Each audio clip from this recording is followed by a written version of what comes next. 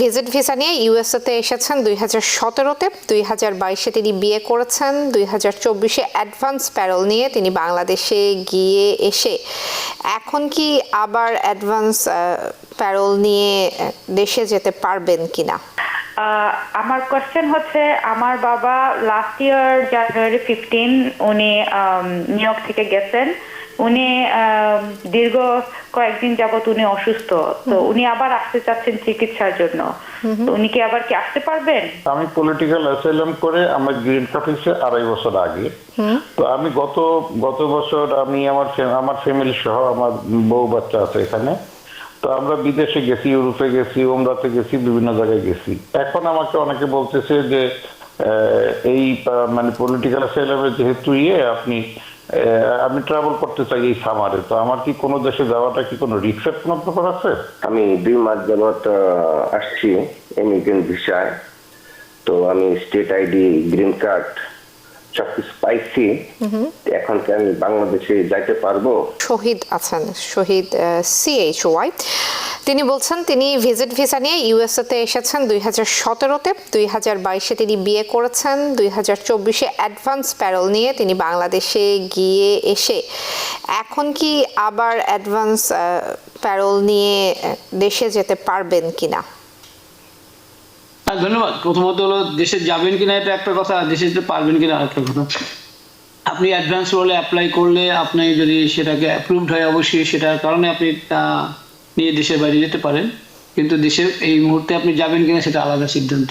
কিন্তু legally I do not see any problem. মানে উনি যদি আবার দেশে যান সেক্ষেত্রে আসার সময় ওনার ইমিগ্রেশনে কোনো সমস্যা হবে না? সমস্যা হবে না, কোনো অ্যাটর্নি বা কেউ বলতে পারবে না। there are lots of ifs and buts, সুতরাং এমন কোনো প্রশ্ন আমি এই মুহূর্তে হয়তো আপনাকে অনিয়ারে করবো না।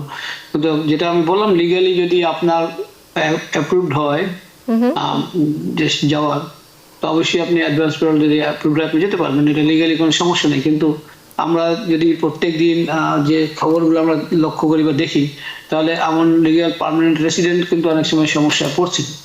এখন আবার একই সাথে কথা বলি, যারা কিনা এরকম সমস্যা পড়ছেন তার জন্য কিন্তু বিভিন্ন ঘটনা থাকতে হয়, কোনো ক্রিমিনাল রেকর্ড, মিথ্যা কোনো ইনফরমেশন প্রদান করা, এইসব কারণেই কিন্তু সাধারণত এই সমস্যাগুলো পড়ে থাকেন। সুতরাং আমরা কেউই বলতে পারবো না যে আপনি সমস্যায় পড়বেন কি পড়বেন না, because there are lots of information we need, এবং আপনি নিচে অনেক সমস্ত ইনফরমেশন দেবেন না, আমরা চাইতে পারবো না। সুতরাং before you leave the country আপনি চিন্তা করবেন যে কোনোভাবেই আপনি এমন কোনো ড্যামেজিং কোনো ঘটনা আছে কিনা, কোনো ডিরেগেটরি কোনো ইনফরমেশন আপনার সম্পর্কে থাকতে পারে কিনা, এই সম্পর্কে আপনি জেনেই আপনি সিদ্ধান্ত নেবেন। ধন্যবাদ। জি, যারা আসলে দেশে যেতে চান বিভিন্ন পদ্ধতি নিয়ে, তাদের আসলে একটাই কনসার্ন থাকে কিংবা একটা জায়গাতেই তাদের আতঙ্ক কাজ করে যে তারা আসলে আবার ব্যাক করতে পারবেন কিনা, ইমিগ্রেশনে কোনো রকম কোনো সমস্যা কিংবা হয়রানি হবে কিনা। এই বিষয়টা দেখছি বর্তমানে কমিউনিটিতে আসলে খুব বেশি আতঙ্কই বলি কিংবা এক ধরনের কনসার্নের জায়গায় বলি তৈরি হয়েছে। জি, আসসালামু আলাইকুম। আমার নাম ফারহানা বেগম, আমি ম্যানহাটন থেকে বলতেছি। জি, আমার কোশ্চেন হচ্ছে, আমার বাবা লাস্ট ইয়ার জানুয়ারি 15 উনি নিউ ইয়র্ক থেকে গেছেন। উনি দীর্ঘ কয়েকদিন যাবত উনি অসুস্থ, তো উনি আবার আসতে চাচ্ছেন চিকিৎসার জন্য। তো উনি কি আবার আসতে পারবেন? ওনার গ্রিন কার্ড আছে বলছেন, তাই না? জি, ওনার গ্রিন কার্ড আছে। আর সাথে আমার ভাই, ওর বয়স হচ্ছে 21, সেও আসতে পারেনি কারণ আমাদের ফ্যামিলিতে কেউ নেই, সে অনলি দ্য পারসন, তো ওরা একসাথে আসতে চাচ্ছেন। উনি কতদিন আমেরিকার বাইরে আছেন? লাস্ট ইয়ার জানুয়ারির 15 তারিখ ওনারা চলে গেছেন।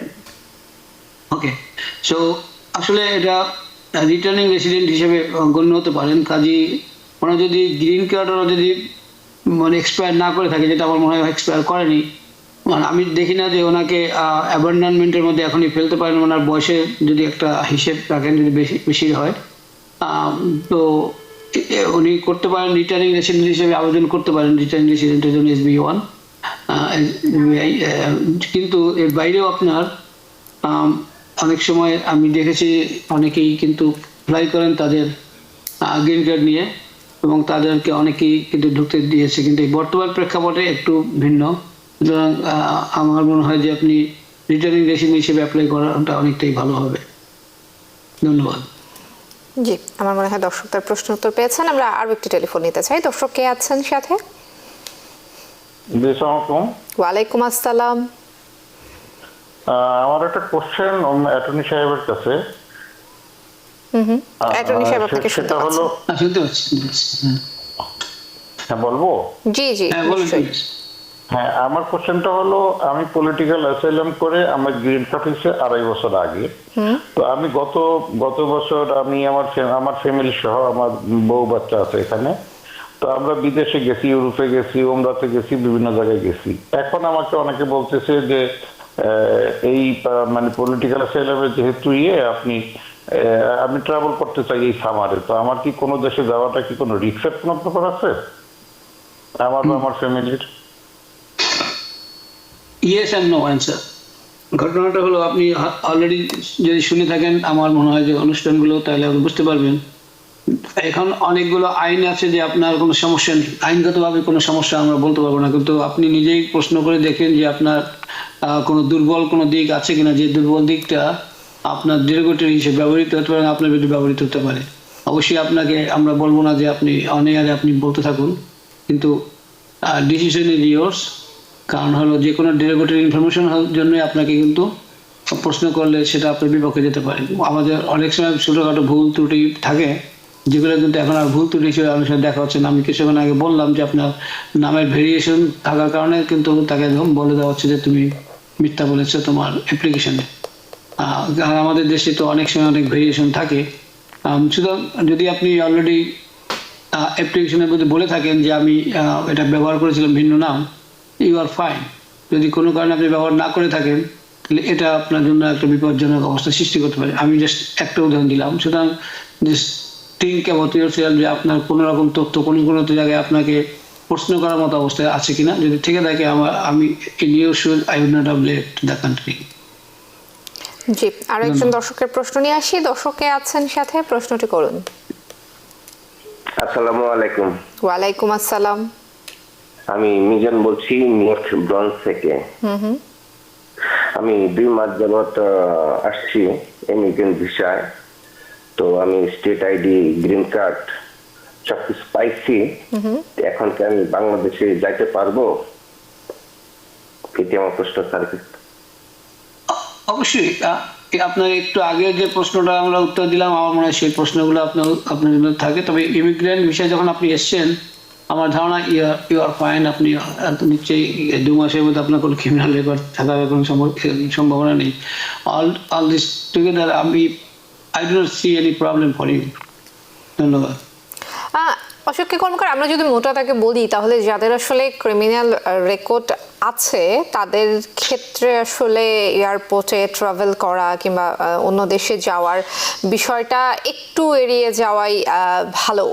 আপনি কি এরকম পরামর্শ দিচ্ছেন? শুধু একটু না, খুব বেশিভাবেই ভালো। তার কারণ হলো এখন ছোটখাটো কোনো ঘটনাও যদি কনভিকশন হয়ে থাকে, তাহলে রেড ফ্ল্যাগ আপনার জন্য। যদি কোনো রকম এখন যেটা আছে যে প্রসিকিউটেড হলেও চার্জ যদি আনা হয়, তাহলে তারা আপনাকে কাস্টডিতে নিতে পারে। This is unfair, but this is going on right now. অর্থাৎ আইনের যে প্রয়োগটা আগে অনেক শিথিল ছিল, সেটি এখন কড়াকড়ি হচ্ছে এবং ক্ষেত্র বিশেষ আসলে অনেক বেশি কড়াকড়ি কিংবা তার থেকেও বেশি হচ্ছে। কড়াকড়ির চেয়েও বলতে পারেন এটা আনফেয়ারলি ব্যবহার করা হচ্ছে। কারণ আপনার যদি কেউ প্রসিকিউটেড হয়, চার্জড হয়, তার মানে কিন্তু কনভিক্টেড না। যে আমাদের লয়ের যে ম্যাক্সিম আছে, সেখানে everyone is believe to be innocent until proved to be guilty. তো এখানে ঠিক উল্টোটাই হয়ে যাচ্ছে। সেটা বললাম যে এটা শুধুমাত্র মানে আমাদের জন্য এটা রিয়েলি আনফরচুনেট এবং আনফেয়ার। নিউ ইয়র্ক থেকে সম্প্রচারিত TVN 24 টেলিভিশন, বিশ্বজুড়ে বাঙালির কণ্ঠস্বর।